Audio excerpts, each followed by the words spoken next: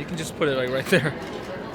Anywhere. Okay, thank you. All right, guys. On my plate now is South Indian food, and we're actually in a gigantic hall. It's like a stadium S type place, and everyone's just eating. But the interesting thing about Indian style dining is that you sit across from people like that, so you're staring at your friends and guests on the other side like that. So here it is. Here's Indian food. There's rice and lots of stuff that I don't even know, but it's all vegetarian.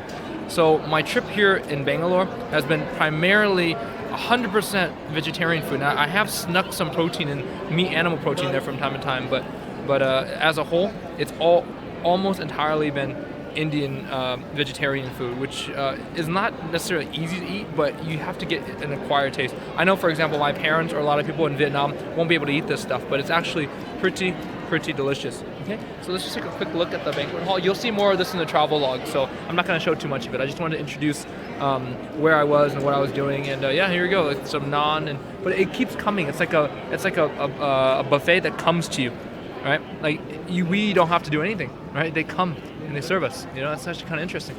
Really interesting. Yogurt. Yes. Nice. Yogurt. Cool. Right? The variety is insane. Right? So much stuff. I don't know what to even like start. But anyways, okay, that's it. All right, South Indian food in Bangalore. Wow, this is amazing. Of course, you should eat with your hands, but I'm a videographer, so I can't. So that's my excuse. Anyways, no, it's okay. Thank you. Well, I rejected something. Wow, that's the first. Okay. KyleLay.net. Facebook.com/KyleLay.net. Wow. Look at that. Amazing. Facebook.com/KyleLay.net.